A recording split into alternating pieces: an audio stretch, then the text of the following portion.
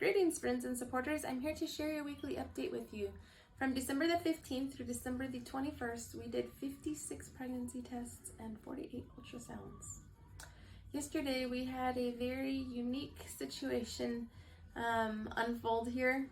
We had two gals with very unique names that came in at the same time. And the first one gave her name and she was on the appointment book.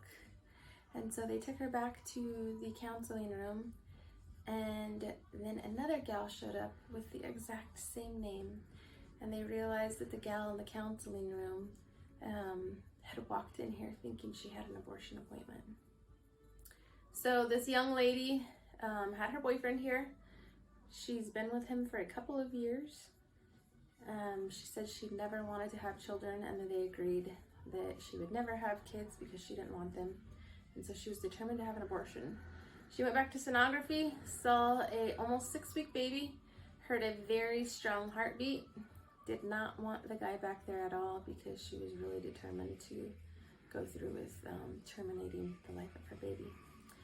So keep that situation in your prayer, that God would work in that. While that couple was still here, we had another gal walk in for our services, and she had some medical episodes while she was here. And so our nurse manager called an ambulance, and they came and took her out on a stretcher. And that guy that was here with his girlfriend, thinking that they were at the abortion clinic, was pretty startled, thinking that we were wheeling out a girl from a procedure. So pray for that couple. Pray that God would use the words of the counselors yesterday and the images of their baby and the sounds of that baby's heartbeat to work within their lives and their decision that they are planning for this child, and that God would just go before them. And then when I came in yesterday evening, there was another abortion walk-in that had walked in here. She was a young married gal, had a couple kids, was having some issues in her marriage and was splitting, and didn't think it was an ideal situation to bring any other children into. She ended up staying and talking to Natalie, who's so gifted and talented with some of these young ladies, particularly Hispanic gals. And she left here choosing life for her baby. So we praise God for that young mom walking in these doors and choosing life. She's going to be coming back for an ultrasound this next week.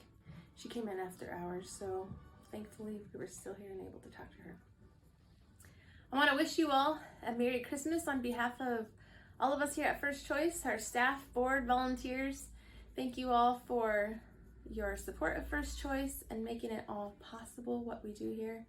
As I was thinking about the story of Joseph and Mary and how God chose to send his son into the world to a young teen mom who was not in an ideal situation, and how so many of the excuses and reasons that these young women we see coming in here find for why they should abort really played into how God sent his son to this world to become flesh and to save us. And so it was just kind of interesting as I thought about how God foresaw people's situations. He didn't send Jesus to the world in the ideal family that he intended to parent that child, and how grateful I am that his ways are not our ways. So we hope you guys have a blessed and Merry Christmas with all your friends and loved ones, and may the joy of Christ be yours this holiday season. And we look forward to seeing you next week before we kick off 2023. God bless you all. Have a great weekend.